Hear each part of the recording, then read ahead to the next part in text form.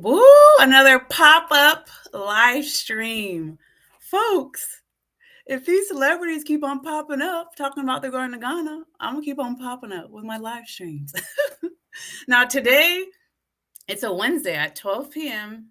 in Los Angeles. So I don't even know if anyone's going to even log in to talk to me today, but it's okay. It is okay. All right. I'm going to still say what is on my mind. Let me get the ad going, and then we will get into the good stuff.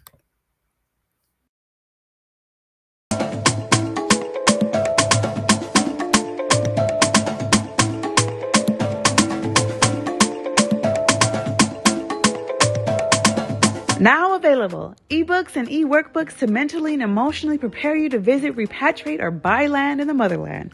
And the authentic handmade kente cloth I got from Kumasi, Ghana is now a home decor line made by yours truly.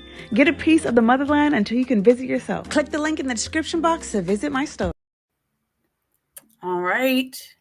All right. Where are you logging in from? Where are you watching me from? Because we get international here. We have Australia, we get Germany, we get a whole bunch of different people. So, yes. Let me put the chat up. Let me know where you are watching me from. Plus, I want to make sure that we have two people, a whopping two. Hey, I think it's going to be us three for the next hours. Oh, we just jumped up to 5. Well, let me know where you guys are at. Put in the chat box where you guys are at. Why do I have this color in my background? Oh, no. Usually we always have New York in the house. We have Ghana always. What's the most farthest place we've had? We always have UK. I think that's Germany. We have Germany too. So, yes, where are you guys watching me from? Let me start with my appreciation. Thank you. Team Heart, $25 a month. Angela Adams, Andrew Graham, Felicia Edwards. I appreciate your monthly contributions. Team Gold, Ayodele Coker with the 10, BCB with the 5, and Amazing Amari with the 5. Thank you guys so much for your monthly contributions.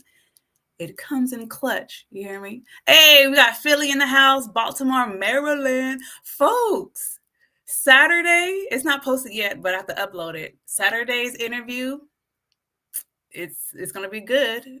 She's from your part of town, and she she is so honest with her journey in Ghana. I can't wait for you guys to watch it.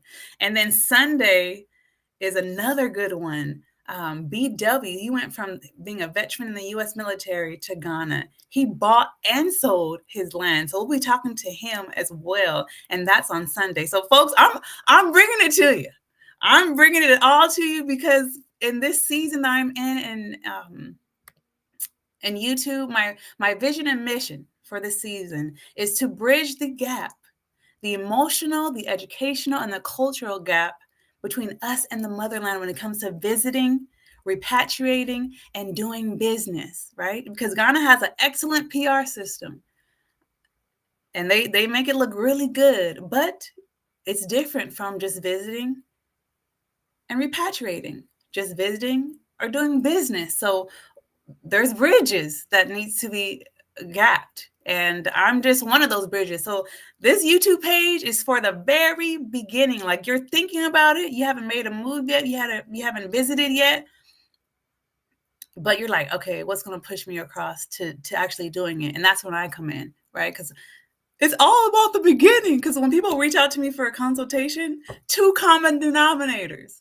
One, they're in a rush, right? Because we've gone through a lot of trauma, right? And drama in the States. And people are like, I'm ready to get out. I just got a message this morning. I'm ready to get out of America. I'm ready to get out of here. I'm like, calm down. Calm down. Because the grass is not always greener on the other side. It's green where you water it, I believe. And so, yes, common denominator, in a rush. And 2, emotionally imbalanced. I'm telling you, when we don't control our emotions and they're out of control, guess what follows? our money. And then our money gets out of control. Okay. And some of us don't have a lot of time to recoup. You hear what I'm saying? Some of us don't have a lot of time to keep on losing money because of lack of discipline and emotional self-control. Okay. So who am I to even talk like this, right? If you're new here and you don't know my story, let me give you a quick, brief little who is Leslie Jones? Okay, so I started my journey literally this month, 4 years ago. Is when I first went to Ghana. I'm the first one in my family to return to the motherland in over 400 years. Africa, Ghana, West Africa, East, South, none of the regions, right, were on any of my immediate family's list. When I tell you it wasn't even on our minds, it wasn't on our minds. We're Cali people. We are USA people. So when I moved to China, unplugging from the States, folks, that unplug changed my life. And I was treated so well in China. I said, oh my gosh, I'm not even treated like this in the States. How am I going to be treated in other countries too? Right. And so that opened my mind to international business. And that's where going back to the motherland, I was like, oh, maybe I should find out where I'm from. Took a DNA test, Sierra Leone, whoop, whoop, the Mende people. Took that, and I was like, you know what? Let's go to West Africa and see. There might be land waiting for me. I might be a princess or a queen or something, right? So none of that, neither. But that's how it all started for me. Okay. And so I went to Ghana for the first time, November 2020. I bought my first property in Gomoa-Feta in the Central region. My, those who know my story. Scam in a handbag. Okay. But I take personal responsibility because I was what? Emotionally imbalanced and in a rush. See, folks, so I'm talking to you from experience. I'm saying don't do what I did. So every day, Ghana, please can't you leave us alone? Uh-oh, we have someone mad. Hold on a second, because I'm pretty sure he's going to keep on ranting, and we don't need that. Because this is about you guys that are new, don't know about anything, right? Yet. Bye-bye, Jeffrey. So, yes, that's how I started. My first property was Gomoa-Feta. That's probably most likely, yeah. This land right here, I was part of a community. We got up to like 80 people. I think about 40 people bought, and then a handful bought outright, and I bought outright. Never buy outright, folks. Never. And then so I bought my second property because I was like, something's not right. And so I bought my second property. This is the beachfront land. And folks, this wasn't an easy journey either, but guess what? I was more emotionally balanced, and I was kind of in a rush, but I was mostly emotionally balanced. And I did the first steps of what? Due diligence. And so this land here, I will be getting my registration very, very soon. They actually called me last week on the Lands Commission. So yes. So folks, that is my beginning of this journey. So when I'm speaking from experience. I have receipts. Okay. I have receipts. But like today, we're getting into Anthony O'Neill's video. Folks, he's thinking about moving to, well, he is. From what he said in the video, he will be moving to Ghana. And so I want to talk about it, just like we did the last time. EYL and Shaka Bars have a development, Sambra City. And so we're going to talk about this celebrity here because he's talking about Ghana as well. So let me share my screen and we can get right into it.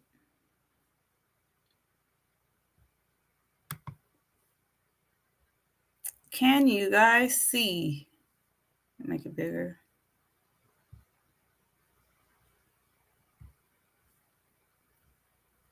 Hold up.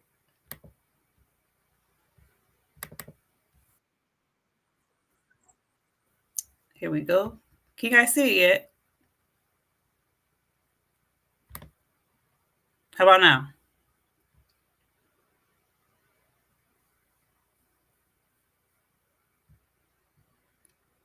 Let's get rid of this chat overlay.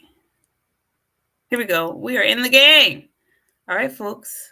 Let's get it started. Yeah. And that means I was born on Sunday. Yeah. Yep. You were born on Friday. Yep. Yeah. Wait. Saturday. Yeah. See?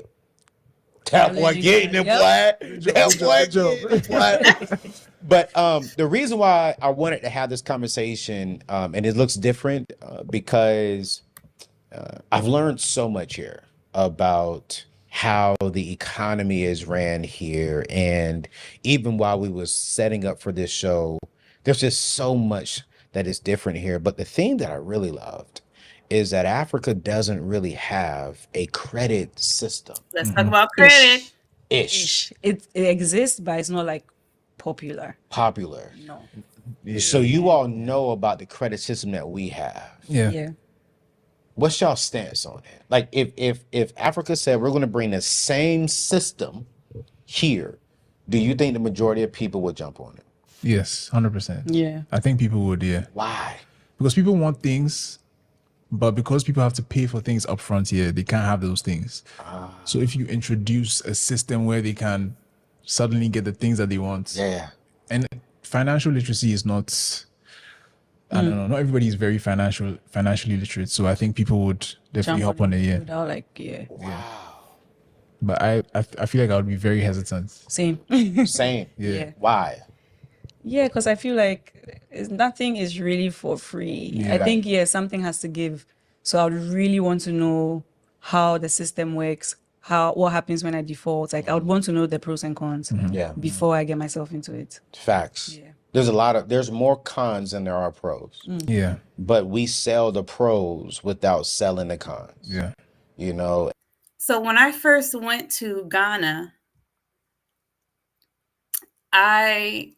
Western mentality, the first thing I did, I went to the banks. I said, oh, let's see what type of loan structure they have. Mind you, this is 2020.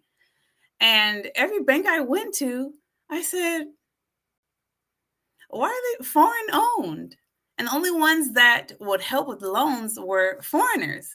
And my whole goal was to contribute to Ghana and, of course, to build wealth for my family. So I didn't want to go to the motherland. I didn't want to go to Ghana and still give to a European system or still, give to an American system, bank system. So I said, what is going on here? So that's when I learned about the cash situation, which I think that's genius. Only buying what you can, right? Well, it's not really genius. It's the way it should be.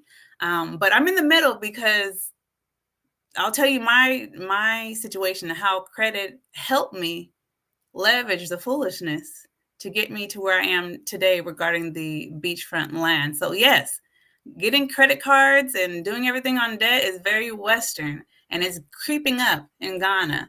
So that's what they mentioned. I just want to throw that in there because when I first went to Ghana, I said, what? I'm trying to see what I qualify through my corporation for a loan. And their interest rates were ridiculous. 20. I was like, now I see why people don't take out loans and credit in Ghana. It's crazy. Okay, continue on. and it's like in America, we are rewarded for borrowing money, right? They call it points. They call it a credit score, right? But for me, I don't borrow anything unless it's on real estate. So land or homes. And outside of that, I'm paying cash for everything. Like the phones that y'all have. Let's talk about it. Because that's exactly what I did, folks. I bought the land cash. I built the walls cash. But this is what I didn't plan on doing. Going to Ghana 6 times. Okay? And so if it wasn't for my corporate credit, I wouldn't have been able to go and fight these demons. Okay. So I wouldn't have been able to go and stay and do what I needed to do until the job got done. Right. There's times I went to Ghana. Mind you, I went 6 times. And I would say 4 out of the 6 times I didn't want to go. Right. But I went because I was dealing with criminals, liars, and I had to be there. Right. To fight for what I already paid for. Okay. Now, Ghana is an emerging market. I don't say this to strike fear, but what I am saying is I'm here to bridge that emotional, cultural, and educational gap. It is different. It's different. In the States, we have laws and regulations to operate in a certain way to we don't have to deal with certain little issues like this, right? But in Ghana and other places in the motherland, if you're dealing with someone that doesn't have integrity, right? If you're dealing with someone that doesn't respect you or like you, they'll take your money, right? And they will play you until the sun rises and sets. Okay. So that was stuff I didn't plan on doing. I didn't plan on having to come back and forth to deal with injustice. Okay. So just like Anthony said, he'll use debt for real estate, land, and that's exactly what I did. Good thing that I fought for it, folks. And I used my credit, my corporate credit, to do so. And that's a whole different category. But those are the pros and cons of credit. We have the ability to leverage. Now, if you don't have discipline, like they were saying earlier, you don't play with credit. Don't do it. Don't play with debt. It's not a good place to be. But if you do have that discipline, thank goodness I had, and you have the ability to leverage, that's what I did, folks. And that's how I got to where I am, right? So don't be cheap, because I was being cheap, right? And I thought I was being led by someone who knew what they were talking about, okay? And they weren't. So I had to compensate for being cheap, for following people that didn't know what they're doing, by using my corporate credit to go back, because I had representatives, I had land liaisons, right? Remember, I had a real estate agent drop me like a hot potato once I said I wanted land. She was like, too many litigation issues, never heard from her again. But it is what it is. So, and then after the group that I was a part of removed me, because I started doing videos on this stuff, because they didn't want backlash for the company that stole our money. K-Joy, hey K-Joy, how you doing, girl? So after that happened, oops, I meant to put something else. What was I saying? So once I just had to fight. And I used my corporate credit to fight and get to where I am now. So yes, okay. Kwando, you said, majority of folks in Ghana don't have disposable income. Opportunities are scarce for Ghanaians. So credit system would have to be introduced slowly and definitely not freely. I totally agree with that. So that goes like with the discipline. Folks, when I was 18 years old, didn't have a job, nothing. And I was getting letters. How many of you guys got credit card offers in the mail? You didn't have a job. Right? That's how I knew something was wrong. I was like, I don't have a job. And I'm getting offers for 2,000, 3,000, 4,000, 5,000 credit limit. I said, something ain't right here. Something is not right. And yes, like Kwando K said, there's very little disposable income, which they also get into. And the credit system, it would have to be introduced and educated. And so I don't know who's gonna do that. Who's gonna do that? Kay, that's anywhere. Great point. Kay, what were you saying, responding to? Because I was in my little zone. I wasn't reading the comments. But yeah, folks, so I just want to touch on the credit utilization and borrowing money. If you have discipline, leverage, right? But regarding Ghana, just don't be cheap. Get connected with the right people so you don't have to leverage your corporate credit to fight injustice, okay? I had to fight, folks. Okay, next section. Next section is, building. Let's talk about it. 9-minute mark. The hotel and say, yeah, it took him 5 years to build his house. Yeah, very on brand. That's very impressive, even because people take more than 5 years to build a house. What do you mean? Break that down. So if I wanted to build a house and I live here in Ghana, how long does it normally take for a person to build a house? I think Ghana is very complicated because we have, it depends on the house. Yeah. It depends on the person's financial. Hold on, you guys still want to talk about credit? Let's flow with that. I wonder if there is a credit system that the upper class benefits from. that the upper class benefits from. The only thing that crosses my mind regarding that is if the upper class people are the ones with businesses and they use their credit to buy their product, that's the only thing I can think of. Black on purpose collections would be a nightmare. Can you imagine? Bosso, I have no money, yo. I can't pay you. That would be funny. Collections is a nightmare here in the States. Thank goodness I never had to deal with that. But I know some people that have had to deal with that. And I'm just like, let me keep myself delivered from the creditors. Standing. Okay. So if someone is like super rich, they have enough money, they can put up a house in a month if they have enough finances. So it's just about your money. Your money talks. Like the more money you have, the more faster you can do things.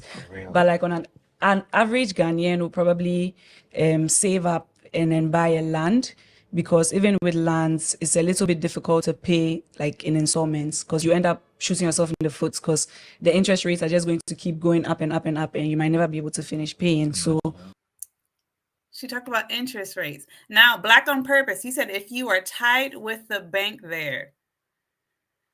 Here's the thing, especially in Ghana, it's who you know. Crucial. Even in the banking system, it's who you know. I didn't start getting things done till after I posted that video and it went crazy in Ghana. And then as people started reaching out to me because they were starting to learn my story, then I started getting results, because now I was being connected with the right people. So imagine you as a foreigner, right? Because I took my little happy skippy behind over there, just naive, faith-filled, but naive, right? And I had to learn the hard way. You're saying connections with bank executives will make a difference. Yep. It's about who you know. So once I started finding out the correct people, boom, things started to get done. Things started to change, and I was able to just flow. I wouldn't say flow, but progress, right? Because one in our lives, people are like, working in Ghana is like 2 steps forward, 1 step back, one step forward, 2 steps back. It is. But when you're connected with the right people, that's what changes. All righty. Just speaking for the US, you lose your job today, tomorrow you can get a job and knock out credit. In Ghana, you lose your job, you'll be hard pressed to get a job and pay off credit. I see. Because of the difference in opportunity. That's what I'm getting from your comment, Kwandwo. I'll give you an example. My situation. Folks, I Uber drive. Both lands in Gamoa Feta and Salt Pond, that's Uber driving money. I drove through the pandemic for that. Okay? First land, money gone, right?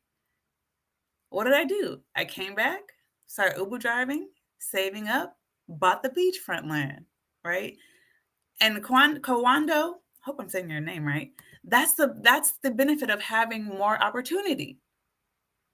But we don't want to lose money, right? No one wants to lose money, right? So let's just do everything from the beginning correctly and save that.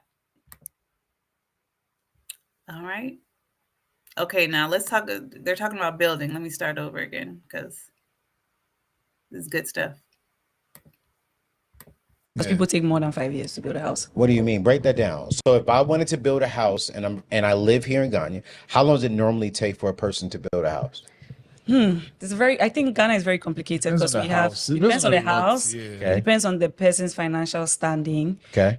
So if someone is like super rich, they have enough money, they can put up a house in a month if they have enough finances. So it's just about your money. Your money talks. Like the more money you have, the more faster you can do things. Really? But like on an average Ghanaian will probably save up and then buy a land, because even with lands, it's a little bit difficult to pay like in installments, because you end up shooting yourself in the foot, because the interest rates are just going to keep going up and up and up, and you might never be able to finish paying. So most people will opt for saving and then paying buying upfront their land. So the very first process is they will save up, buy the land first, Right?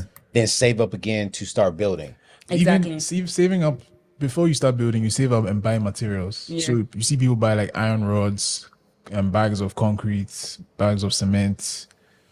It's just, you know, stuff. So you see a lot of land, and then you just see like heaps of sand, heaps like of the stuff sand, they need. You know, chippings. So that's what they call it, chippings. Iron gravels rods. and stuff. You just keep all that stuff. So when you buy your land, first of all, you have to build a wall.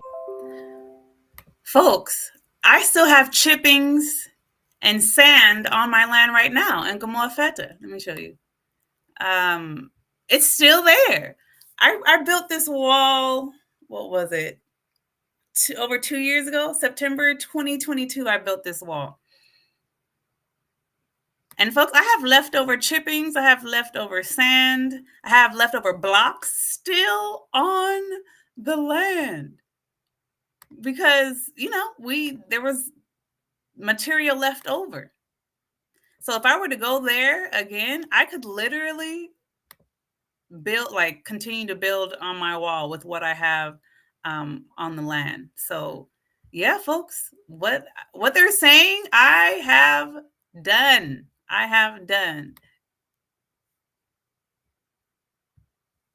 Oh, that's interesting. Well, someone will come in. Someone else can come in. Wow. They come and build on your land. Yeah, so you have to build your wall and your gates. So once you buy the land, you got to build a wall to prevent someone from coming to build on your land. Yes, exactly. That's crazy. Because people sell. So that and check this out. Folks that know my journey, I had to, thank goodness I built the wall, right? Because I had to take possession. If I didn't take possession, folks, who knows? The company already moved me without telling me once, moved my land. And I was like, well, that's a contract breach.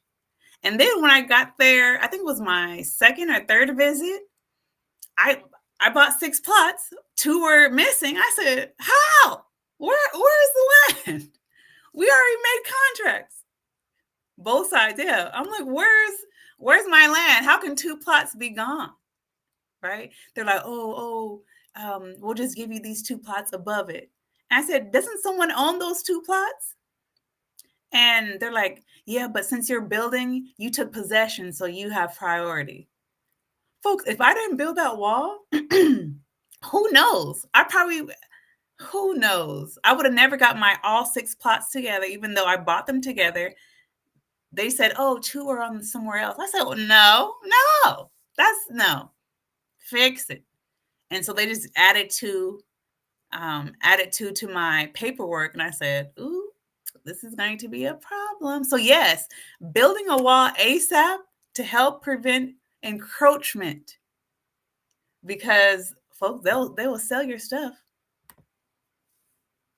It's good to put a tarp over your sand to protect it from the rain. That is definitely true. As they were building, it started to rain. And so, but now, folks, if you watch this video on my page, let me show you. This one. When EOCO means Economic and Organized Crime Office. So this is equivalent to, EOCO is equivalent to the FBI, okay? So because of the Small But Mighty crew, you guys out there signing my petition, sharing my videos, that got me connected to EOCO. And so EOCO got involved into my situation. Folks, you guys hear what I said? EOCO is equivalent to the FBI in the States. EOCO got my petition that you guys signed. They saw it and said, oh no, we're getting involved. Not because of me. It's because it was organized crime. I'm dealing with 2 companies partnering up, selling land they don't even own. And I was part of a community. Okay. So this video, if you go to it, it's at the top, so you don't have to dig deep. But yeah, folks, you watch this video, you'll see the blocks on my land, you'll see the sand, and you'll see people busted through my wall to take my sand. Okay? Because, folks, if you're not there, they're like free for all, busted through my wall twice and took some surface soil, because they take that soil and go sell it in the market, or they take your soil and go make blocks out of it and sell the blocks. Folks, this ain't no game. This is not a game, right? So whenever I see these celebrities make videos, I'm like, it's two different Ghanas. There's a Ghana for the celebrity, and then there's a Ghana for the ordinary person. Because guess what? Most of us, we're just ordinary people. We're ordinary, right? And so we gotta fight and maneuver a little bit differently. They think Sario will fix their crime. Hey, we'll see. Either way, I have moved on, beautiful people. I have moved on. But that's why I'm here, folks, to bridge this gap. Things that they're not going to say, I'm going to say so you know. So, like I said at the beginning, I'm here to help people stay emotionally balanced, right? And educate, right? Because now I'm on the other side. Folks, if you make it to the other side, wealth awaits you. But are you going to make it to their side? And that's where the gamble is, because you have to be connected with the right people. Community, community, community. Don't be a Lone Ranger and go over there, right? Anthony O'Neill, EYL, Shaka Bars, they have the connections, okay? They have the connections. Ghana, the corporation, is not going to let any celebrity go through what I went through. There's no way. They won't let it happen, right? But see, you can't mess with ordinary people, because when ordinary people get together, it's over. It's over, right? So, because besides chattel slavery, right, which America was built on, after that, who supports the country? Put it in the chat. Who supports the country? Who supports America? Which class of people support the country to continue to move successfully? Ooh, bless me with the answer, folks. Which class in the United States or even in UK, right? Those are the top two people that watch my channel, the United States and the UK. Which working class contributes to the success of a country? Put in the chat, folks. Put it in the chat and bless me with the answer, because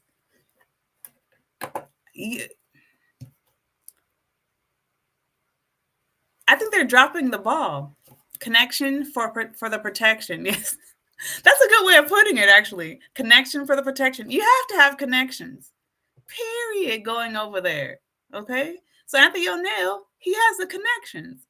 EYL, Shaka Bars, they have the connections. Do you? So this is something you need to think about. Are you like me and never have even been to the motherland? You need connections. You need community.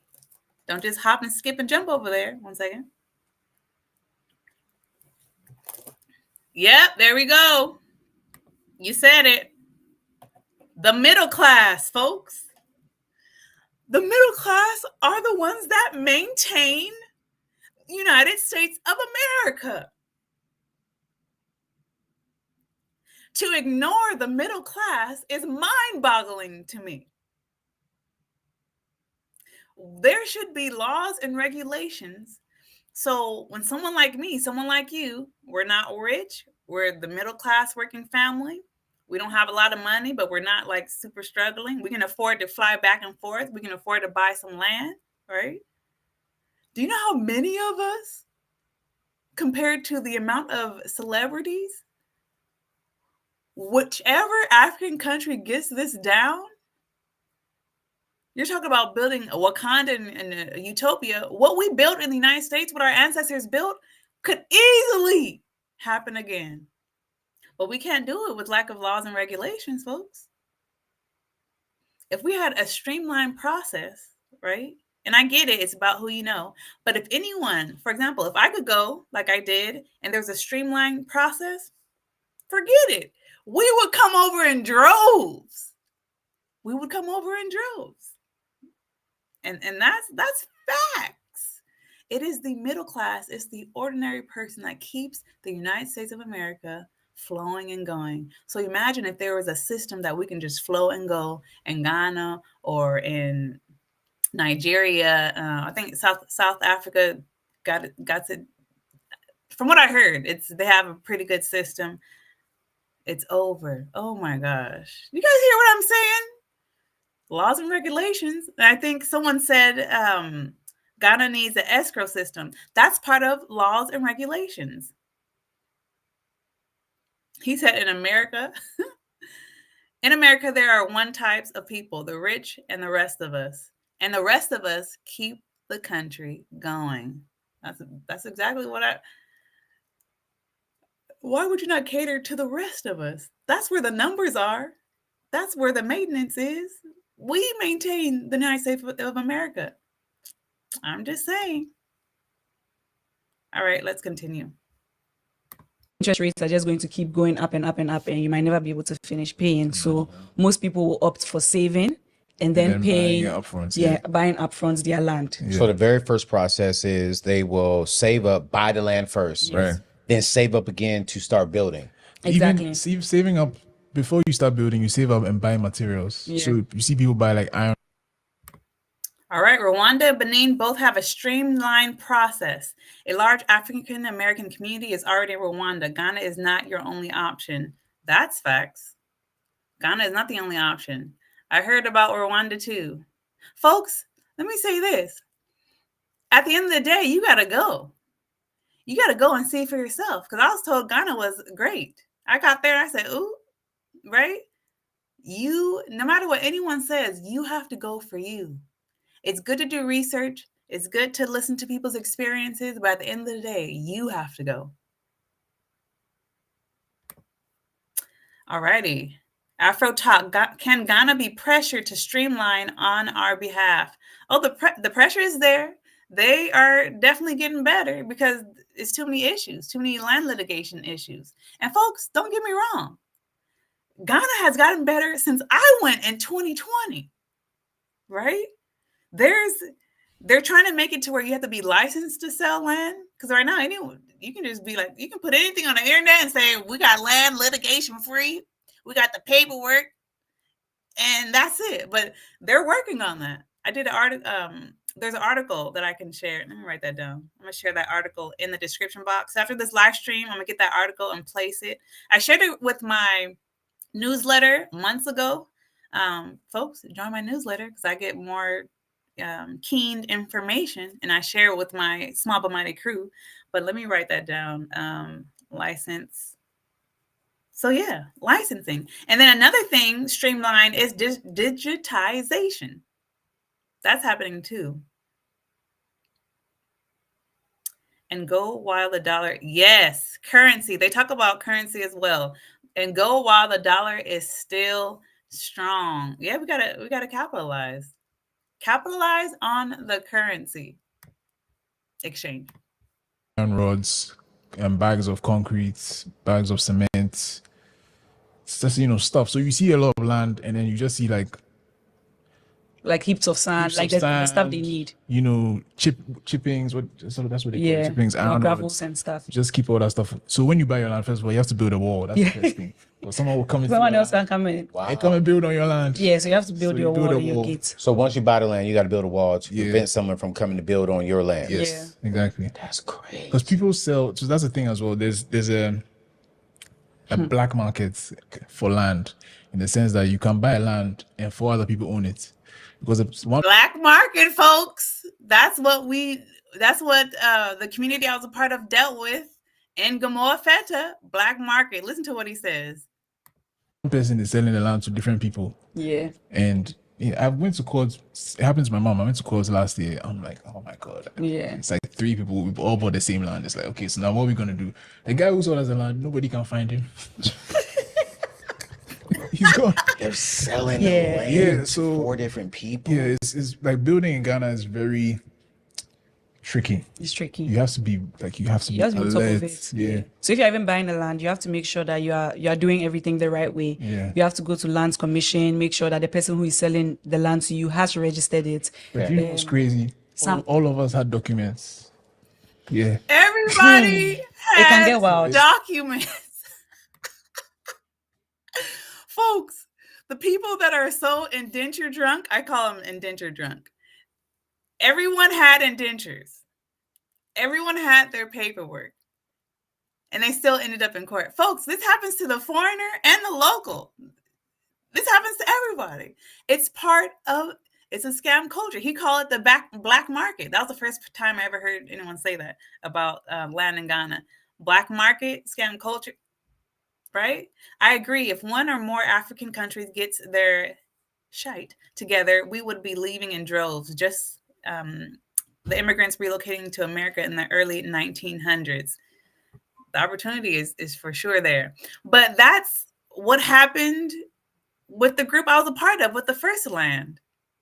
Folks, I went to the Lands Commission, and the Lands Commission gave me 2 different owners for the same land. This is the same department. So this is the stuff you will be dealing with when you go. Okay. And to say that, oh, your chances of not going through this is high, I can't lie to you. I can't lie to you. But you do your due diligence. Do as much due diligence you can at the beginning to prevent scamming, to prevent losing your money. Okay. And she talks about this as well. So let's continue. Yeah. So you would never really know. But it's not always like negative. It's possible for you to get a good land here. And then you definitely have to register the land in your name and all of that. Most of the time you would need a lawyer like with you from the beginning of the process. From the beginning. This is where I went wrong, folks. People at the beginning of my journey, they're like, Leslie, you need a lawyer. Don't go there. They're going to scam you. They're cricket people. I said, it can't be that bad. No way. No way. Folks, I learned the hard way. I sure did. Get a lawyer from the beginning. From the jump, right? And she mentioned the Lands Commission. Like I said, greater chances of you losing your money is when you go to the Lands Commission, you do your due diligence. Now, on the other hand, did I do that? I did, yes. For the second land, I did my due diligence. Even for the first land, I went to the Lands Commission. After the fact, I learned that Casa States sold me land they didn't own. Folks, even the Lands Commission gave me 2 different results. And that's why the first land, they're like, you can't register this land, even though they told me I could at one point, and then they told me I couldn't. This is the land that I'm at a halt. Someone asked me in the comments, what am I up to? Regarding this land, I can't do nothing with it. Because the people that sold it to me don't even own it. The first indenture I got, they don't own it. The second indenture of the second company, they didn't own that land. And I'm just like, okay, this is Ghana. But that's why I'm here. So you don't have to repeat what I did. So that if something like this happens and you have to go to court, you are like you are clean. Basically that. So once you get your land, then you start buying your materials, then you start talking to your architect, then you start building little by little. Yeah. How old are you? I'm 29. Same. 29. The young generation, that's the average person watch me in between 28 to about 34 and 34 to 42. That's me. I would say about 80% of them are living in America, 15% here and in Africa, and then about 5% in the UK. Actually, my math is a bit off. I'll say about 75% America, 25% between here and the UK. And I love that he broke down his audience, because I'm his audience. Imagine me seeing this video before I knew what I knew, and I just hopped over there like I did. And I would probably go through the same thing I did 4 years ago, right? But now, most of you watching right now is probably his audience in that age range. Single females, right? Boss women, okay? I'm so glad you clicked on this video, because the gap that I already went through, honey, you ain't going through it. Not if we connect your red wagon to this train here. Oh, this is a good question. Do you know a good neutral attorney in Ghana you would recommend? I do. If you go to my website, or you can just email me. My email description is in the description box. My email is in the description box. Or you can go to my website, see the services I offer, because, folks, I went through 8 attorneys. 8. You know why? Because in the States, a lot of our situations are based on contingencies. So no one gets paid until we get paid. So if we lose the case, no one gets paid, right? So in Ghana, that's not the deal. They don't like contingencies. So I was paying, I would say like the first 3 lawyers I was paying and I wasn't getting results. I said, I'm going to work on contingencies now. And if they don't want to work on contingencies, then I'm not working with them. I was going through them like water. I said, contingency, we don't do contingencies. Contingencies, we don't do And I just kept on going until I got to what? Lawyer number 7. Lawyer number 7. And boom, that's how I got my trusted lawyer. Then I started getting results, right? If you take, I put together quizzes you can take, whether you need to visit, right? Take that travel personality quiz because you want your experience to be great. So prepare for that. Or repatriation, right? And through those quizzes, you end up getting the database of lawyers in Ghana. Folks, it's a website. I don't have it pre-typed. It's a resource. Now, it's just how many lawyers you got to go through, even if you have that database. Another good question. Do you know a good land attorney in Ghana you would recommend? Oh, it's the same question. Is it a different person? Oh, no, same person. Yes. So yes, go to my website, see what I offer, or just email me directly, whichever is up to you. This is a good question. It's not popping up. No, we already did that. Sorry, folks. You guys are typing so quick, things are getting lost. So lawyer number 7 does contingencies. I'll say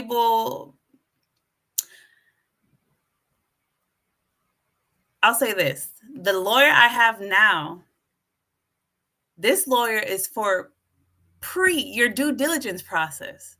Now, if you have land already and you're getting screwed and going through crazy stuff, that's a different lawyer. My lawyer that I found is pre-buying land, due diligence. Now, she's helped me with, writing letters to people, following up. But she has the character. She understands working with the diaspora because she was trained in the United States. She was trained in the UK, and she's familiar with Ghanaian culture. Right. So now when I'm talking to her, contingency with her is she understands and she'll make the cost according to the situation. Right. But she doesn't do post-buy land. She does pre-buy land, if that makes sense. So if you're looking for someone after to help you with litigation, my lawyer is to help you with your due diligence process. I hope that brought clarity to you. And when it comes to contingencies, if the lawyers didn't work with me, if they weren't open to a contingency, I didn't even go further with them. Hopefully that answered your question. Because I don't mind paying, but I'm not going to pay you for not giving me no results. Botswana has a no corruption policy in place, and they take good care of their citizens. Free health care. Citizens get free land. College tuition is paid for, plus give them money monthly for school. Folks, visit Botswana and see if your spirit matches with their spirit. And that's what is important. Visit these places and then do a voyage. Stay for a long time. For me, once I got to the 6-month mark, I knew with clarity what I wanted. Okay? Because I went there emotionally imbalanced, thinking, in a rush. Right. But once I calmed the hell down and started building relationships, getting to know like the spirit of the place. And if I wanted to be there, I said, oh, okay, no, I don't want to be here, right? But that took 6 months for me to get to that point. After my first visit, I knew I wasn't going to relocate permanently. But after 6 months, I was like, oh, I don't want to do business there either. So go to these places, visit multiple African countries. If you're so serious about repatriating, be serious about visiting, be serious about being a voyager, staying for a long time, at least 6 months. And if you can't do 6 months consecutively, break it down. Like I broke it down in three-month batches. Okay. Hello, Sunshine State of California. Welcome, welcome. Oh, we have another advocate for Rwanda. If anyone is interested in buying land in Rwanda, the process is simple and straightforward. The system is digitized. Rwanda does not tolerate corruption. So digitization has started, folks, in Ghana. So that's another, they are improving, right? I wish it was faster because our money's been taken fast, but these laws and regulations are not being implemented fast. But it is improving, folks. It is improving. All righty. Folks, thank you for participating and hanging. Because I was like, it's a Wednesday at 12 p.m. It's going to be me and 2 other people. But right now we're at 26 people. Hey, y'all. Thanks for hanging with me. Okay, let's continue. Oh, next section. So we talked about credit utilization. We talked about building a house. Now we're going to talk about, more culture. Okay, so that was more business. Let's talk about culture. And this is so good what he starts talking about. I love what he talks about. Say that I didn't know what to expect, but I did not know, and I'm being honest and transparent, that I didn't know that you all work hard. Yes. And when I say hard, I'm like, there's a different type of work ethic that you all have here. That, not saying that we don't work hard, because we do work hard, but I see different types. You got a full-time job, 9 to 5, then you do the podcast, same thing. And then I'm seeing mothers. I literally saw a mother strap her baby to her back, put a 50-pound something situation on her head, sweating like crazy, walking the streets, and I saw her smiling. Yeah. Yeah. I'm like, she is doing all that and still smiling. Yeah. That's a different kind of work. Yeah. Right? Yeah. And then I'm looking at George, who's one of our tour guides, man. I mean, I can call him right now. He'll be here in not even split second because he'll run. You know, security's with me. I'm like, just the work ethic here in Ghana. I'm like, y'all different. Y'all just, it's just different over here. And I'm like, and they're doing it with a smile. Not saying that we don't do it with a smile, but sometimes we do complain about certain things. Yeah. And I've complained about things, and when I go home, I'm like, I can't complain about that no more. After I saw my brother and sister over here doing something I've never had to do in my life, and they still smiling. Yeah. That right there is it. Folks, when I first went to Ghana, keeping it real, I'm going to get to this comment. When I first went to Ghana and saw how hard they worked, I was so impressed. And I checked myself. I said, Leslie, this is hard living. When I was driving down the street and saw kids, I'm like, how come they're not in school? And they're like, some of them these are quote unquote orphans. I was like, oh, they don't have like, the government doesn't even have like group homes and stuff like that. I said, what? These kids were happy and just living their best life. One of the Airbnbs I stayed at, she created her own school and her own daycare. Because if they don't do it, it's not going to get done. Here in the States, we have governmental assistance and all that stuff. Our taxes go towards that. But remember, folks, people in Ghana, most of them don't pay taxes. So when it comes to the governmental structure, group homes, all that stuff, it doesn't exist.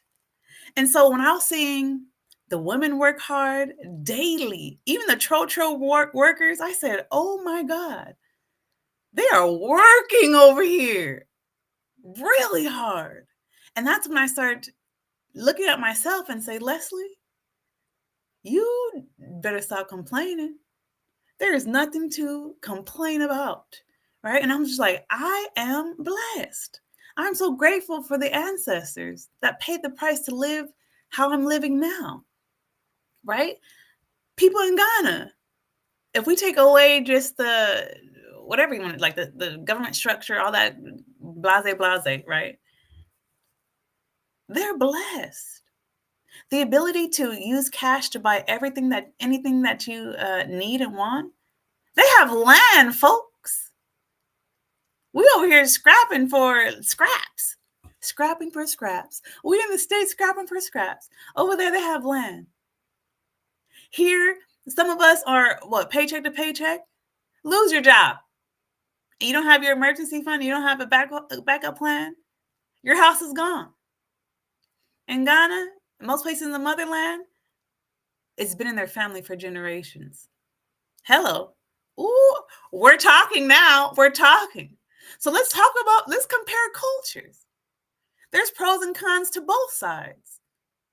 Because yes, there's a mortgage culture, there's a debt culture. You can leverage, blase. You can get what you want ahead of time, right? You do it right, all is well. But most likely you lose your job, lose your income. The house is gone. Am I not telling the truth? Okay. They don't have to worry about that. Because what? They paid for it in cash. Or it's been generational. And they don't build until they have the money to do so. So they have a rainy day. It doesn't matter. No one's coming to take their stuff because it was paid for in cash. You know how rich that is? That's a richness, right? Imagine if they had the same opportunity in Ghana as we do here in the States, just regarding work, just regarding business and opportunity. Folks, I truly believe they will work us out. They will work us out our own jobs. Hello? Because the type of work and level of operation they have to operate at just to live, and they talk about this as well. It's a different level, right? So let's be grateful. Most people in America don't realize that they are the commodity. Ooh, took a while for that to hit. That's why I tell people, don't be in a rush.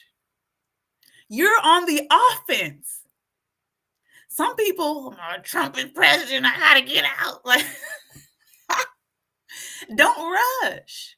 You're the commodity, in the words of Andy G. You're on the offense. It's your money, right?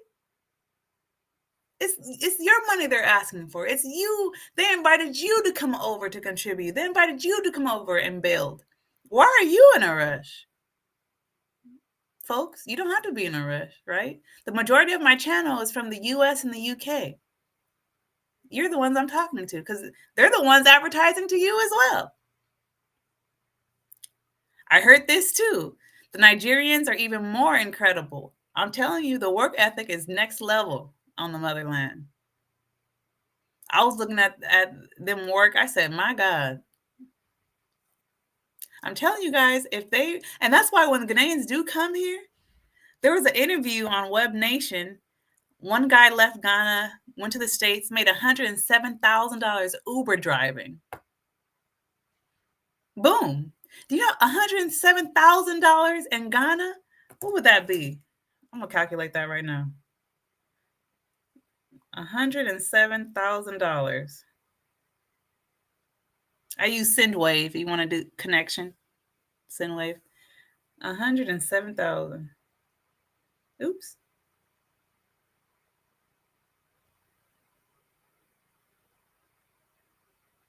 $169,384. Oh, I'm sorry, wrong. Missed a zero. Oh, it won't even let me put the number in my converter.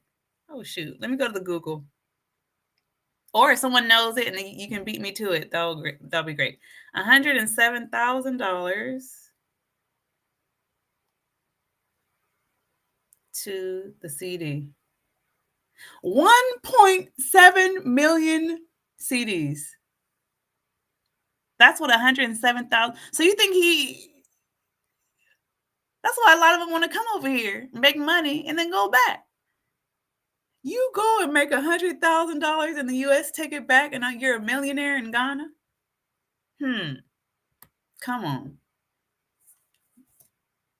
Folks are now approximately 1.5 million. Yeah. Folks, the opportunity is ridiculous. But you have to start right.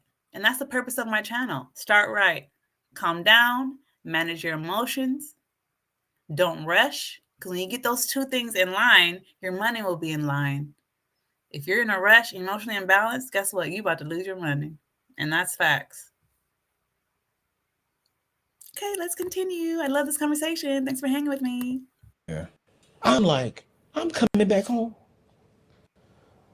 I love it.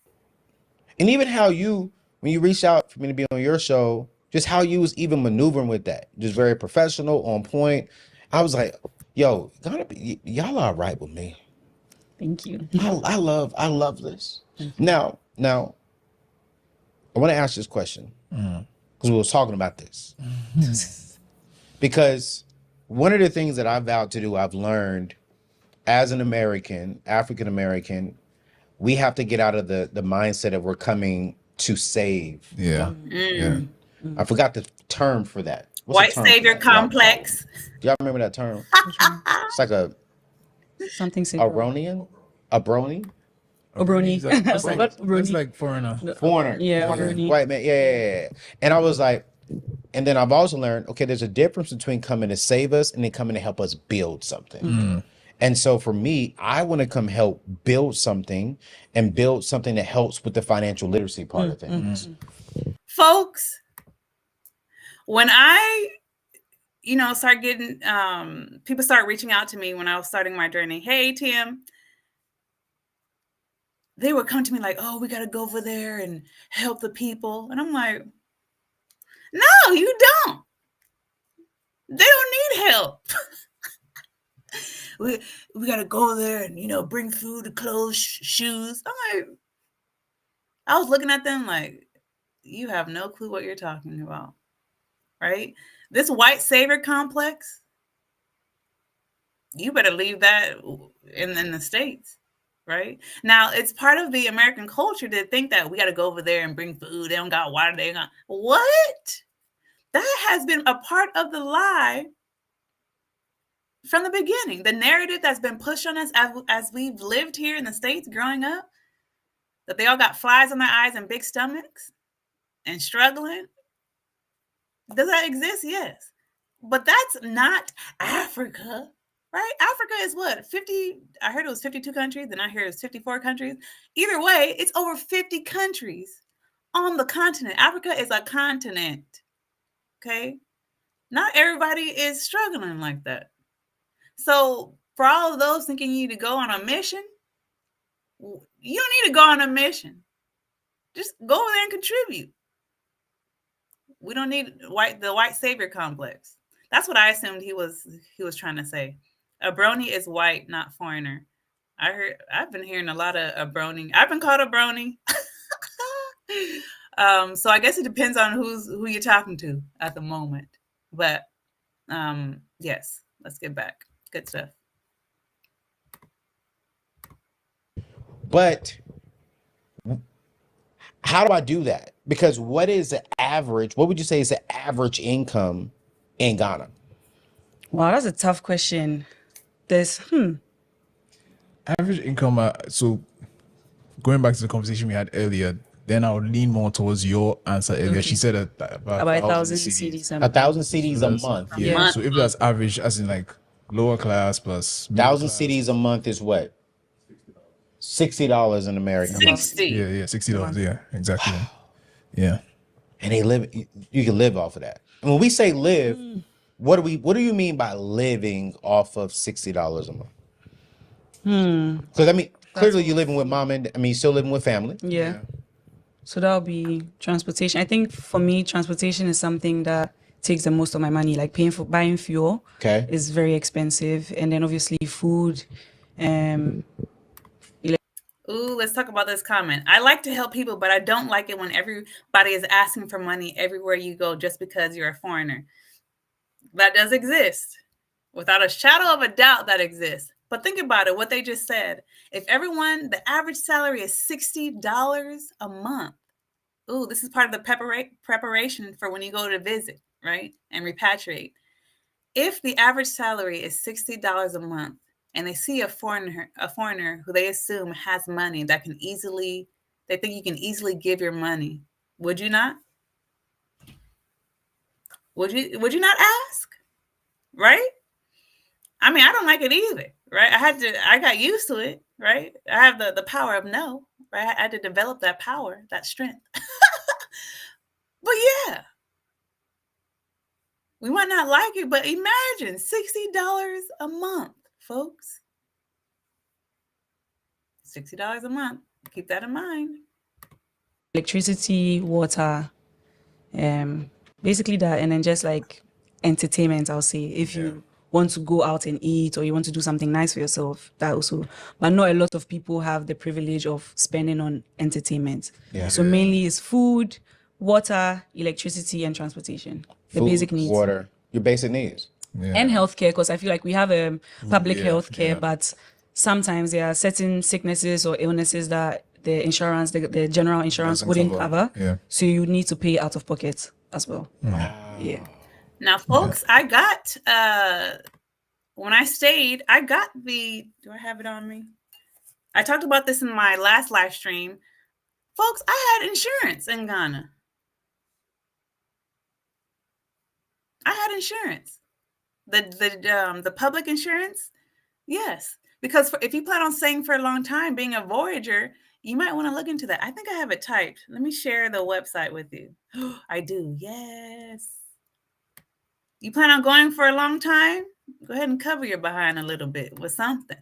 Okay. The National Health Insurance Scheme, www.nhis.gov.gh. That's an option for you. Okay. Folks, I'm just trying to help. That's it. That's it. That's all. Who says that? Oh, Tabitha Brown. That's it. That's all. Man, I'm loving this. I'm learning so much. Yeah. But it's like $60 a month. You're saying you can cover your basic needs. That's 60 USD. Yeah. For some. That's not for everybody. Yes. And it would be tough because I feel like there's a mismatch because I think we told you earlier that a lot of things are pegged to the dollar. Yep. In our country. And then we are looking at the minimum wage per day and it's very much close to the exchange rates because we are getting $1 to 16.5 Ghana cedis, and then the minimum wage is about 18.5 Ghana cedis now. But then we have a lot of things that we purchase that are imported. Yeah. So then now you are buying stuff at a dollar price with a Ghana cedi, if that makes sense. So Makes so much there's sense. such a gap. Huge gap. Yeah, and now we are seeing it trickle even to like local goods. So we have foods like kenke, banku, wache. There are stuff that you would get from a street vendor that you expect it to be okay. Everybody should be able to afford it. But now we are seeing it trickle there as well because certain ingredients are being imported and it's now making the prices more expensive. So the 1,000 cedis a month, you need to be very strategic if you are trying to like run it throughout the whole month. Yeah. You want to ball out, drive whatever you want to drive, one car, live wherever you wanted to live, not worry about electricity or bills. What would you say on average you Check would need this to make? number So out. not the average person here, but like for you to drive your car, live in wherever you want to live in Ghana, because you ain't gonna never leave Ghana. Unless you come into America, you said. You know what I'm saying? Yeah. And let's say, because you're saying that you want to be a wife. So it was like, let's say you're married, right? How much money do you need to make to live the lifestyle you want to live in CDs? Honestly, I'll have to take the house thing out because I think just the rent alone is going to take so much money depending on if I want to live where I want to live. Yeah. Where do you want to live? If I wanted to live in, let's say, somewhere like Cantonment, which is Okay. like a prime area, and it makes sense for me because it's closer to work, Yeah. almost like 90% of the places they are being, you have to pay a dollar equivalent. It's not even an equivalent. It's dollars. It's dollars anyway. Yeah. You are not even supposed to be charging dollars, but they're charging us in dollars. It's And on illegal, average, it's illegal to charge. It's illegal to charge people in dollars in Ghana. Okay. But in those places, Mark that, folks. It's illegal to charge you in dollars, but they do. They're going to charge you in dollars. Just know already. And yeah, you can say that's wrong, take them to court or whatever, try whatever. They'll just find someone else. So remember that. They shouldn't, but they do. They charge dollars. Yeah. so maybe on average, you are spending like $1,000 a month on rent for like a super small space. Yeah. So that's, if you check the exchange rate, that's about 16,500 Ghana cedis on rent. Yeah. That's my special situation. Before like food and everything else, maybe another 10,000. So if I wanted to live my best life, I think 30,000 Ghana cedis a month would work. But that is like, quote unquote, insane. Because when you look at the average salaries, Nowhere close. if you are earning 15,000 Ghana cedis, you are in the You're rich. 5%. Wow. So if you're making $15,000 Ghana cedis, which is Almost $1,000. Almost $1,000 $1,000 USD dollars, Yeah. you all, that is classified as That's a rich Very person. good. in a person with me. Just the average is Very $1,000. much. If you're in the $35,000, which is going to be what, $2,000. Like 1,000. What is that? You in the 1%? Yeah, 1%. Yeah, 1%. Wow. Yeah, that's the 1%. You hear that? For those that are interested in repatriating or voyaging and staying for a long time, $2,000 a month? You're balling. Okay? You're balling at $2,000 a month. That's what they just said. At $2,000 a month, you are balling. That's way too much, even for East Legon. $2,000 a month. So you don't have to be in a rush, folks. You don't have to be in a rush. Plan and sell. He dropped it on us.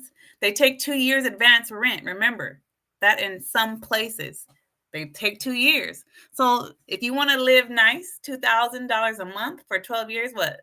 That's $24,000 that you need to come already ready to pay. Right? $2,000 to survive. They're saying $2,000 to live nice. So remember, this is culture gapping, right? You're going to pay 1 to 2 years ahead of time. Okay? Should you move to Ghana? Only you ask yourself that. Visit first. Visit, folks. Visit first. And I have a quiz to find out your travel personality. Once you do that, plan your trip according to that quiz.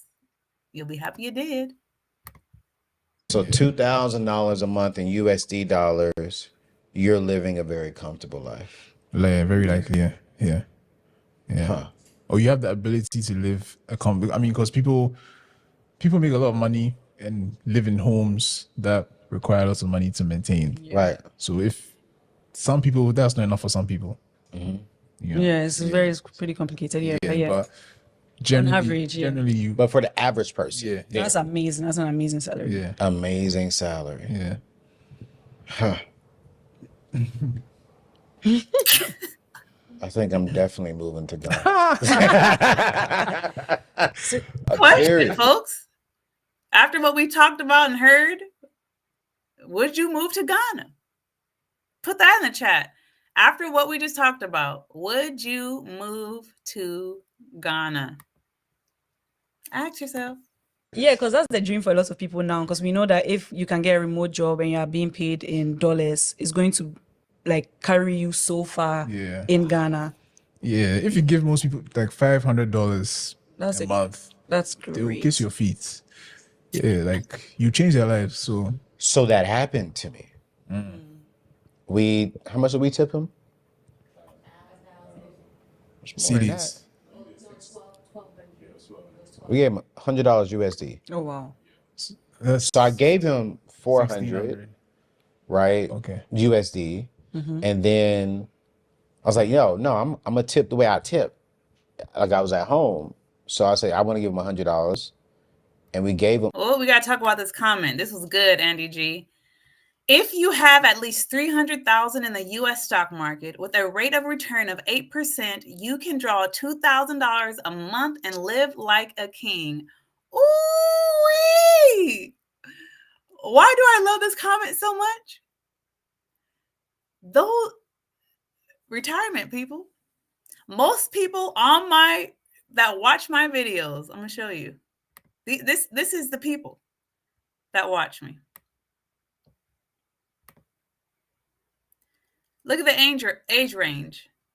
Most of the people that watch my channel are between 35 and 65. What Andy G just said is how you can retire in Ghana if you choose to and live comfortable. Okay. And this is good stuff. This is good. But you just got to remember, there's a cultural difference. Visit first to see if you match the spirit of that place. Because it's great that you can just take out $2,000 and just live off the interest. Yeah, live off the interest. But and not touch the principal. But if you don't have peace and you don't like the culture, don't just hop and skip over there because President Trump is the elected 47th president. Plan. Visit. I'm gonna keep on saying it over and over and over again. Why? Because for some reason, it's like we over romanticize this thing and we take it out of proportion and we let celebrities and political campaigns to get us off our square. Because folks, there's so many people coming at us because they want our money. So what do you do when you can't even see through your own eyes because you're so excited? Oh my God, I'm gonna go back to Africa, Pan-Africanism for the culture, right? Calm down.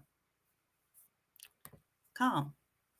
And that's why I'm here. I'm just here to calm us down because I wasn't. And I said, if someone could have just gave me a quiz or something, calm down, Leslie. I don't know what I probably wouldn't even have this channel and we wouldn't even been talking. So pros and cons. Maybe all this was meant to be, but I don't think it was meant for me to be my money stolen and physically assaulted. That I will never agree with. But through it all, folks, we're here today. We're here, so we got to make the best of it.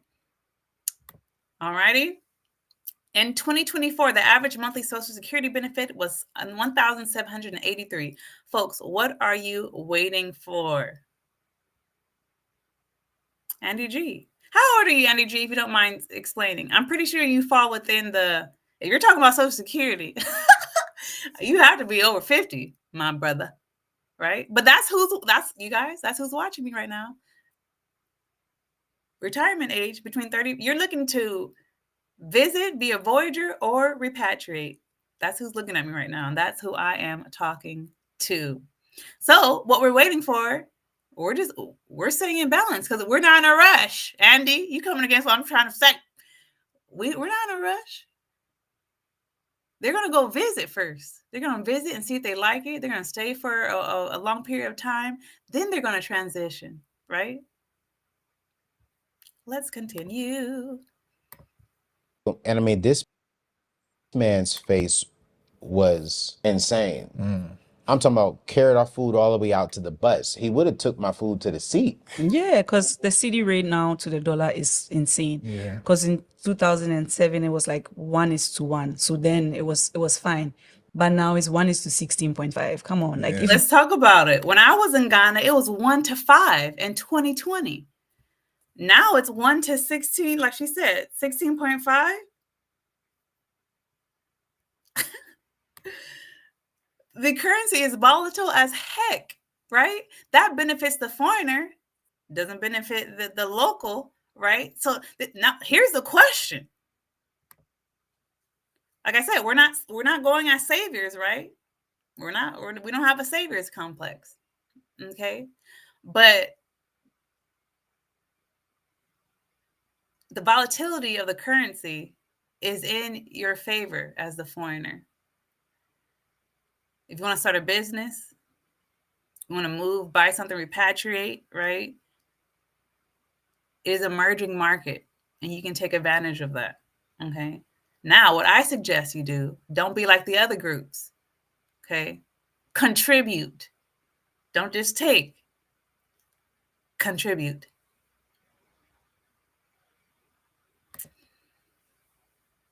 Don't be exploiter.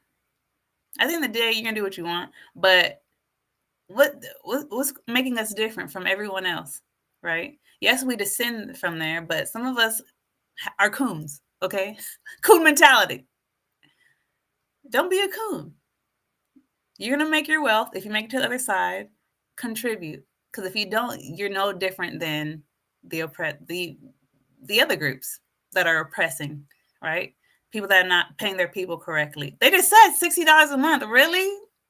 All that wealth they're extracting, the average pay is $60? You got to be kidding me. Haters and complainers will be left behind. 524 yesterday. What does 524 mean? I don't know what that means. Oh, you're not 50 yet and don't rush you? My bad. My bad. You talking about Social Security. You give $7. 2007, it was $1. If am I right? Was 2007? That was only because they did a redenomination. So before that, it was 1:1,000. Yeah, one something like that, and they just like changed the value basically. So like it was 1:1. So but then, since then till now, it's just been climbing up. It's never gone down. Every year it goes up and up and up and up. Now we're at 16.5. So would you say the goal for someone living in Ghana is to work for an American company to get the American dollar pay, but live here so he can stretch further? That's me, my goal. That's your goal. It's a general goal, not necessarily. Not even necessarily working for specifically for a country, Just but whatever work you do, if you earn in dollars or pounds or whatever. Yeah, just foreign currency. Honestly. Foreign currency, because those are most. Let's talk about this, folks. Don't go to Ghana looking for a job. No. Let me make my face big on this. You need to see my eyeballs. Don't go there looking for a job. You're gonna be hugely upset. Okay, right? You take advantage of the currency. They just said it. It's great to live in Ghana, but you want to get paid with the US dollar. You want to get paid with the euro. You want to get paid in a stronger currency. So don't bring your employee mentality over there. Your regular employee, I'm gonna go there and get a job and work, 9 to 5. And then, no. You want to get $60 a month average? You better plan before you go over there. For real. That's why a lot of people in Ghana, they're retirees, or they have money coming from an online remote work. Folks, there's a strategy to this. You can't hop, skip, and jump over there like it's the West. Nuh-uh. Here, we can hop to different states. Right? You might get paid less, but the money's according to the living, kind of. I mean, that's a whole different subject, but you guys know what I mean, hopefully. You go over there for business opportunities. You go over there when you have remote work. You go over there to retire. Ghana loves the retiree. What? They want you to go over there and just enjoy your life. Don't be protesting and coming against the system. See me? I'm just like, we need laws to regulate. No, they rather all the people that got their citizenship yesterday. Did you guys see that beautiful display? Most of them were retirement age. They ain't trying to fight the system. What? The economy is in tatters, and the dollar rate to CD is because of the current government. Some gullible Ghanaians fell for their fraud and voted for them. Isn't the election coming up? When is the Ghanaian election? I'm assuming that's what you're referring to. I mean, there's so many people, so many fingers we can point. Oh, I just remember where I was going to continue on. I remember, what's his name? Jerk Soul, the owner of Jerk Soul.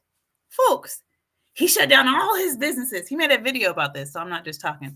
He shut down the businesses and said, I'm going to Ghana, and that's it.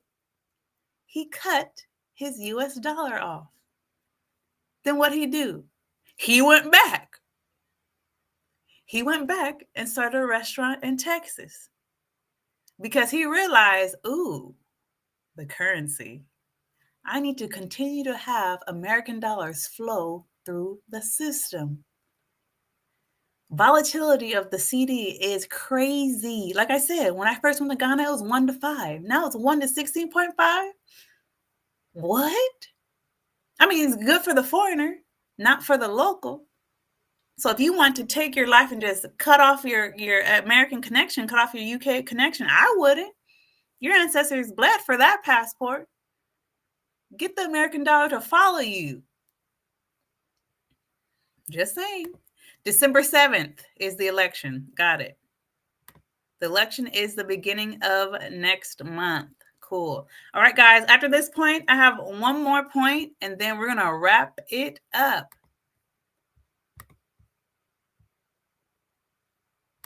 Ooh. What happened? Stable and are worth more here. It goes farther here. So if you can earn foreign currency while you're living here, bro, Amazing. You're good. Yeah. Because you know that $500 this month would give you the same value as $500 in 3 months. Yeah. But 500 CDs this month will not give you the same value 500 CDs 3 months later. So that's where the problem is. Yeah. This is good information. Because I know people who have remote jobs, and the way Ghana works, every 2-3 months, people are complaining on the news like, "Oh my God, the CD is falling," and da da da. And the people who have remote jobs are just like, not complaining. Because no matter what, so I'm gonna get my $1,000, And it's always going to be able to. and it's always going to be able to convert to whatever CDs are. exactly. Yeah. necessary. Yeah, exactly. So you're even getting richer if you think about it. Yeah, they are getting richer. Yeah, because The dollar The dollar is going up and it's going up. Exactly. All right, folks. They're locals. Listen to them. Go to Ghana with your US dollar flowing monthly. Your pound, your euro flowing monthly. All righty, folks. There's one more thing I want to talk about, and then it's a wrap. We're going to go to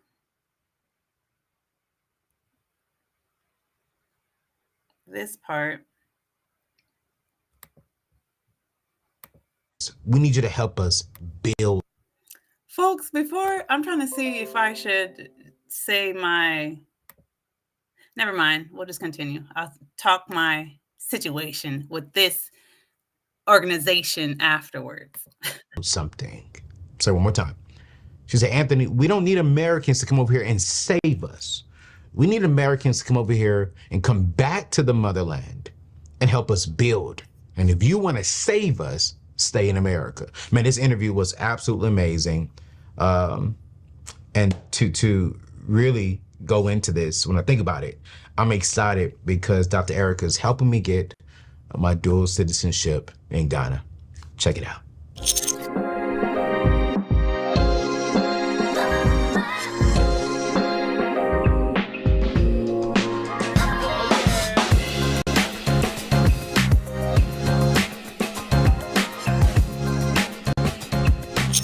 Dr. Bennett, Ambassador Dr. Erica Bennett.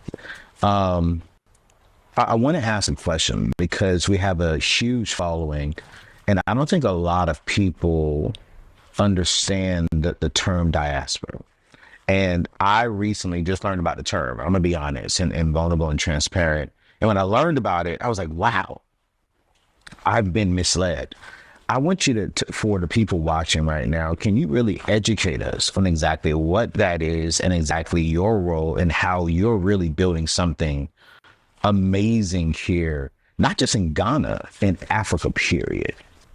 Well, Anthony, again, let me just say thank you so much for coming. Yes, ma'am. First of all, the diaspora, the word diaspora is not synonymous just to Africa. Okay. The word diaspora means not in your home country. Yeah. That's any individual that's not in their home country. Wow. That could be Italians, that could be South Americans, anybody who's not in your home country, you're considered a diaspora. Okay.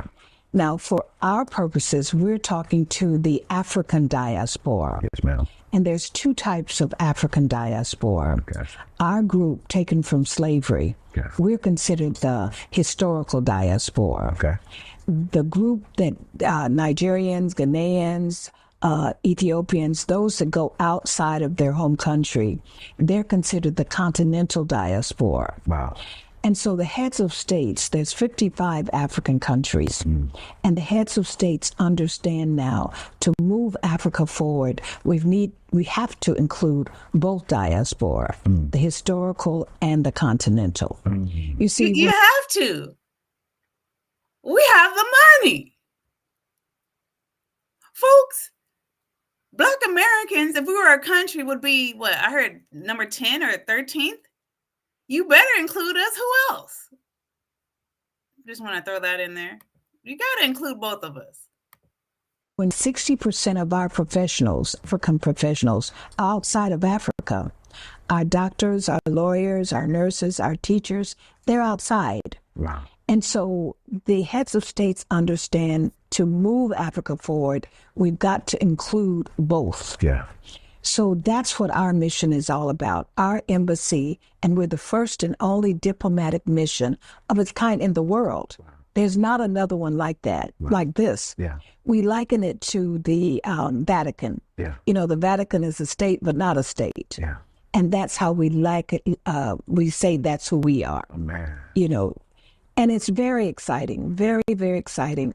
We've been in Ghana now 22 years. 22, okay. Yes, and our embassy, the land here, we're at the historical W.E.B. Du Bois Center.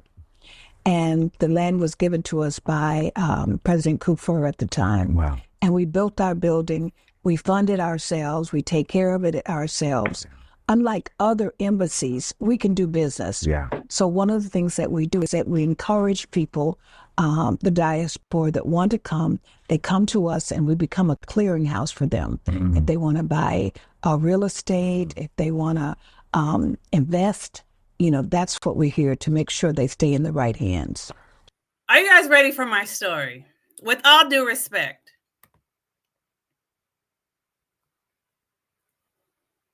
They have improved, okay? They have improved. This is the Diaspora African Forum. I first heard about this organization before I went to Ghana through Wodamaya's channel. I said, oh my gosh, that's the first place I'm going to go to when I land. And it's literally the first place I went to. Had an appointment and everything. Folks, they wouldn't even let me in the door. I said, what? The person I was supposed to meet with fell sick. I couldn't get a tour, nothing. I said, oh, I was hot. I even had my assistant that was helping me call them because my flight was late, but we called them ahead of time. Everything was fine. Got there, couldn't even get in the building. I said, what? I had all my questions written down. They're like, oh, just email us. We'll get back to you. Never did. Okay. Sat there and I said, wow. Then someone came out the building, got into an SUV and drove off. And it was this beautiful, beautiful woman that we're looking at right now. And I said, what if someone just came out and said, let me just answer your questions for you? My journey probably would have been totally different. Now I went to the website because I saw Anthony was going there. I was like, let me see if they changed it up. Now they have a tab for real estate there. Folks, when I went in 2020, it didn't exist. I couldn't even get in the building. One thing that I don't hear a lot of people talk about when it comes to Ghana is the beautiful illusion they put up, right? Hear me correctly. I'm just telling you the truth, right? If you're a celebrity, you have nothing to worry about going over there. They will make sure everything was on point.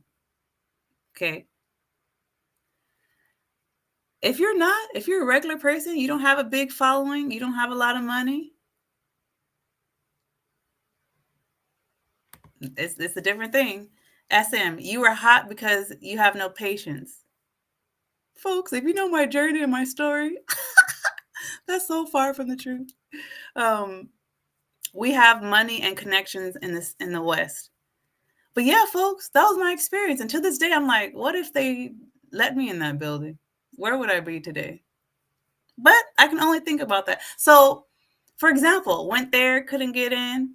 When Ghana has a database protection organization. When my personal documents were released without my personal information. I went to the data protection office. Folks, no one was there. No one was there but the receptionist. I said, what is going on here? She's like, oh, we'll give me your number and we'll call you back. Folks, it's been over 2 years. I haven't got a call from the data protection organization. Okay. And so, like I said, I'm just here to tell you the truth. If you're a celebrity, you have the right connection, you have money, you don't have to worry about it. Your experience, they'll make sure it flows well. But if you don't, you better do your due diligence. Because if your value in the marketplace, now we're talking about livestock, if your value in the marketplace is not high, your treatment is different. All right, let's continue on. So if we come from America, what you're pretty much saying, which I'm going to be doing, we need to come here to get the correct information. Man, I'm curious. People who are watching this now, they're thinking, okay, I want to come to Ghana. What is the very first thing you want them to know before you come to Africa? What's that very first thought you want them to have in their head before they get here? Well, I want them to be open and receptive, see, and not to think about what they've seen on TV and that kind of thing. I want you to be open. Yeah. You see. Now, Africa is not for everybody. Now, let me make sure. Now, some of you, we want you to stay in America. You help build it, and we want you to stay right there. So let me just be very crystal clear on that piece of it. Yes, ma'am. You see, we want people with the spirit of wanting to serve, a spirit of wanting to really help develop, because that's what we are. We're a developing continent. Yeah. And we want people that want to come and help us develop. Yeah. I've been, as I said, in Africa for 45 years. And I would not want to be any place else but where I am. No. I know that I'm home. No. I felt like I was home. And I have to be honest, what I saw on TV is not what I see here. Mm-hmm. It's not. I mean, I'm eating top of the line steak. I'm seeing houses that I want to live in myself. I'm seeing cars that I drive in America. And I think you said it earlier in privacy. It was like, there's every area of life here. Every area. Every area. Mm-hmm. And I'm like, we only see one area on TV. And I love how you say you got to come over here with an open mind, because that's exactly what I did. And man, it's just been an absolute experience to do that. But to help build, what are some things we could do to help build? Not that we need to come over here with this mindset, I'm coming to save you, but there's a difference between saving and building. Absolutely. And I love that term, build. How can we help Africa build forward? Well, there's a lot of diasporians, particularly African Americans on the continent, who are doing incredible things. Yeah. They're building schools, they're building orphanages, they're building, and they're making money. Yeah. So one of the things that people don't know about Africa, you can make more money in Africa than you can really in the States. Hold up. She is speaking facts, folks. This is 100% correct. But here's a culture gap time. You have to make it to the other side. If you don't make it to the other side, you will lose your money, which is any investment, really, right? But the only thing that makes it different in Ghana is you have to deal with the scam culture to a certain extent. Folks, go over there with community, connect, so you increase your chances of success. Because I interviewed diplomat William Manful, and he said the same thing. Diplomat William Manful from the Foreign Affairs Ministry. He said, if you make it to the other side, wealth awaits you. You just got to make it to the other side. So how many people are you willing to go through? How much money are you willing to lose? And how much time are you willing to waste to get to the other side? That's a question only you can ask yourself.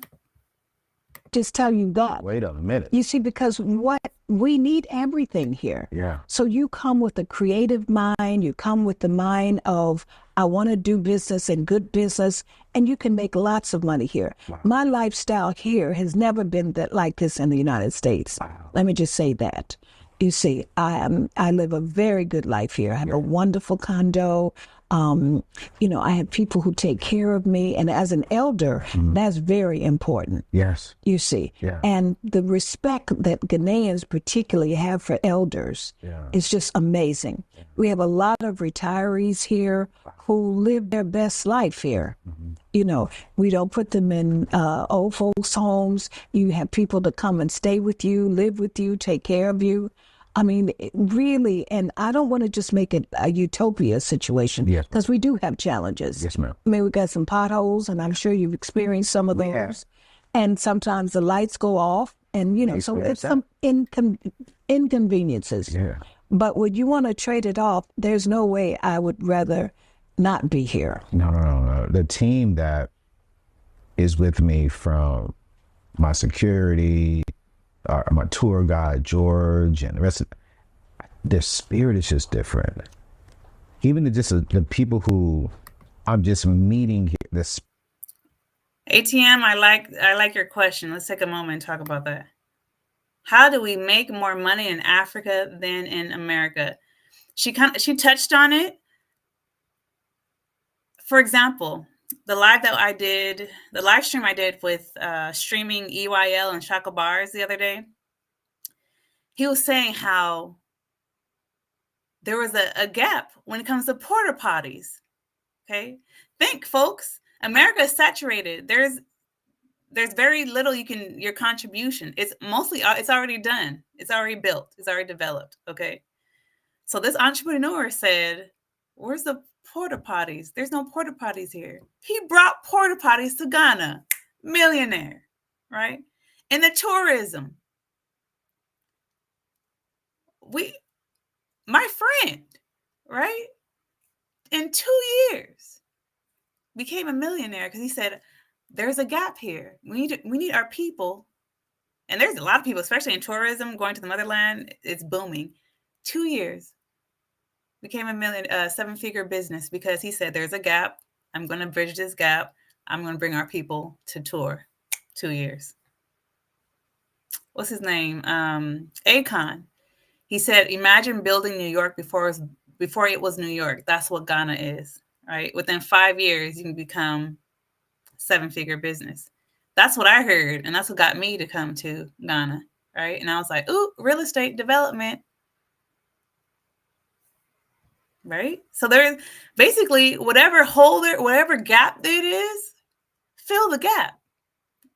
One entrepreneur said porta potties, another one said tourism, other people, property development, selling condos. I mean, it's there. Whatever business you want to do in the States, you just have to be willing to be grassroots and start from the bottom and go through the ridiculousness, right? Make it to the other side, and the wealth awaits you. Hopefully that answered your question, ATM. I didn't even plan to go on that long, but there you go.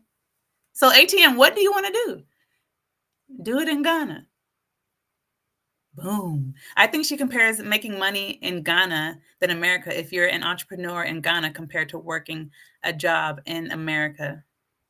I don't understand that. Sorry. Sometimes I understand things quickly, sometimes I don't. Point. I'm not willing to waste anything, so I have my U.S. business and my employees are Africans on the continent, best of both worlds. Hey, I like that. Folks, you don't have to move nowhere. All right, like, you don't have to move nowhere. No one's telling you to move in. You know what I'm saying? You can stay in the States too and be successful. What he just said, he's the best of both worlds. Folks, we have options. We have options. And that's what I love about this whole just business entrepreneurship, being a visionary, participating in an emerging market if you want to. ATM. You want to be an electrician in Ghana? Make it a business. Make it a business. For example, apprenticeship. If you're already an electrician, you know what to do. Make it into an apprenticeship, right? Make it into a business. Start training others. And then boom, start sending them out. Now you got a business. Folks, the opportunity is there. Whatever you want to do, You can do it in Ghana. You just got to be willing to start from the ground up. Yep. He became a millionaire in the shite business. Hey, wherever's the gap, fill in the gap. Okay, we're almost done. Spirit is just different. Well, I think I jokingly say it's in their DNA. Yeah. Because of Kwame Nkrumah, they've always had a spirit of welcoming people home. Yes. And it's here. It really, really is here. And you feel it. You really do feel it. Man, well, I'm applying for my dual citizenship. You gonna help me with that? I'm gonna definitely help you with that. I'm gonna put you top on the list. Thank you. For sure. If my big brother missed your call, just call me. So, folks, getting it. Congratulations to all of our brothers and sisters that got their citizenship yesterday. Folks, I had like 15 WhatsApp messages, people sending me videos and pictures. I love it. Thank you for including me in your day. Congratulations. Well deserved. Okay. But on the other side, you can also get a 5-year visa. What I have, right? I go back and forth. Like I said, I've been 6 times in the last 3.5 years. I don't plan on getting my citizenship, but I got a 5-year visa. And so I can go back and forth, whenever I want. I think my visa expires 2026, I think. Yeah, I missed the year because my passport was old. Anyways, but yeah, that's an option.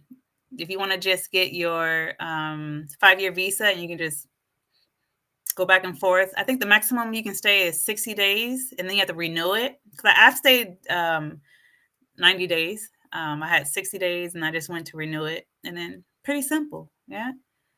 But of course, so you have citizenship. You can work on that. You have the residency. That's another option. And you have the 5-year visa. No, I did not.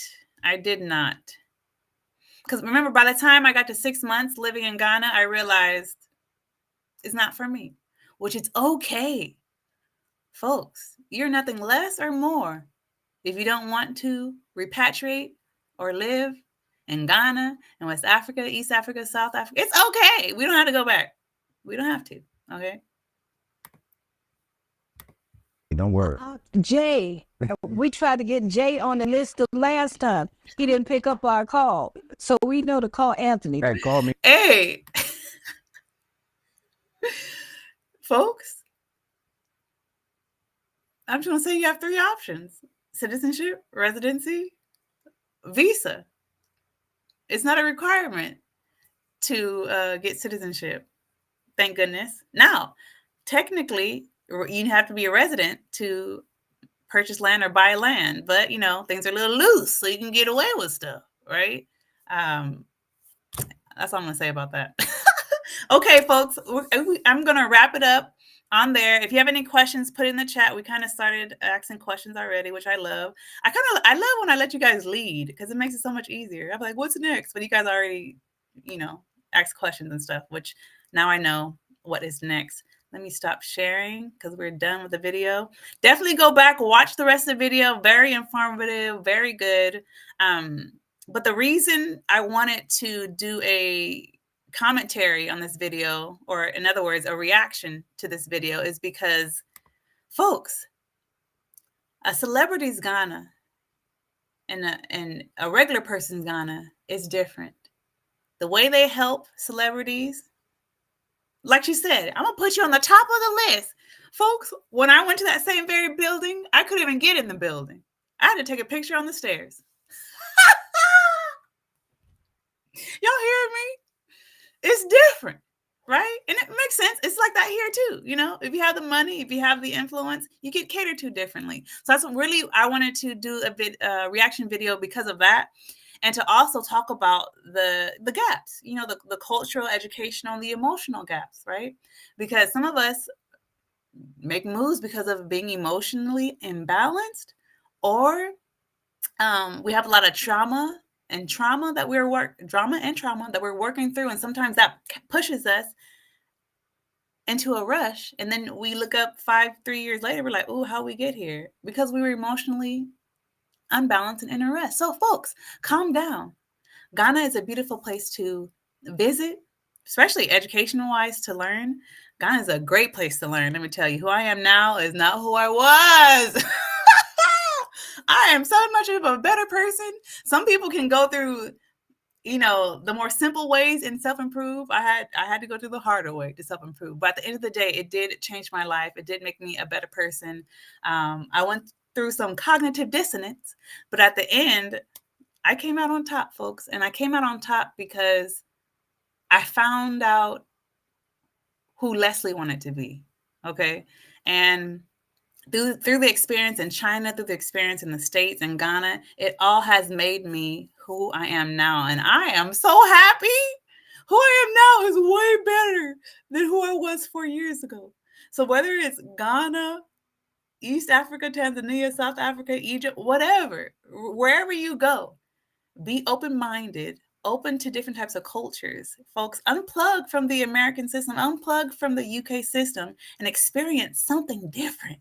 Because international travel has changed my life. And someone asked me what I am up to now. What I am up to now regarding the land, the Gamoa Feta land is it's done. That was a scam in a handbag, right? So, but what gives me a little glimpse of hope is that the land is walled. So that's the only reason why there's a little hope, because I have took possession of the land by walling it. So there's some things going on regarding that I was told that I can't share, but the second I can share it, I will be. But as of right now, the glimpse of hope regarding the Gamoa Feta land is because I have it fenced. So that's a good thing. The beachfront wall, I'll be getting my registration soon, so I'll let you guys know when that happens. But now, instead of contributing in property development, I decided to write a documentary, which I'm doing now, and it's coming along very well. I've already had a lot of resources donated.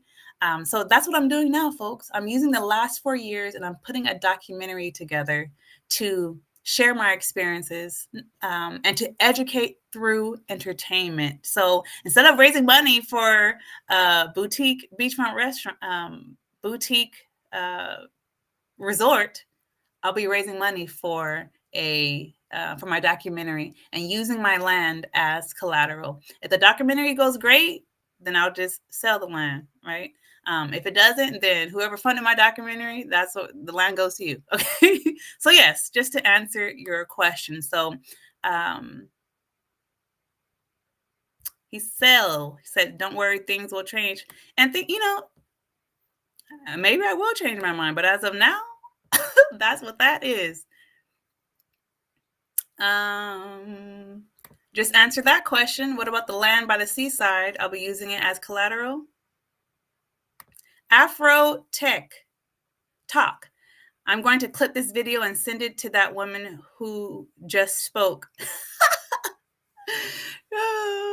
She probably won't even care. She probably won't get it.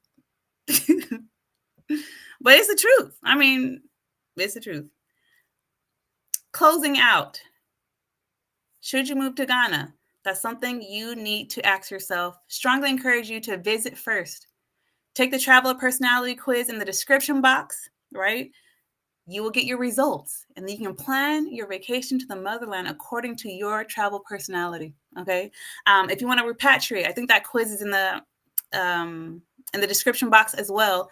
Take that quiz, right? If you score to where you can repatriate, great. If you don't, it will tell you what you need to do to get to a point to where you'll be in a good position to repatriate. So folks, I'm gonna end on this note. I am here.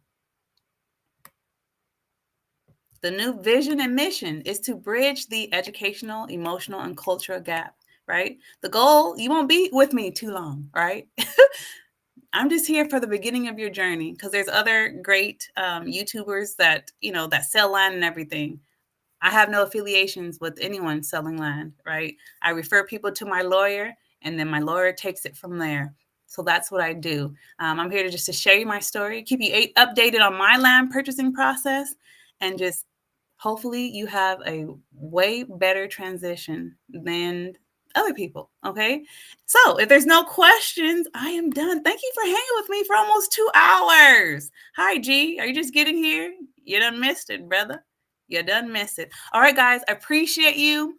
Till next time, this was a pop-up live stream. If any other celebrities want to pop up and talk about Ghana, I will be doing the same thing. All right.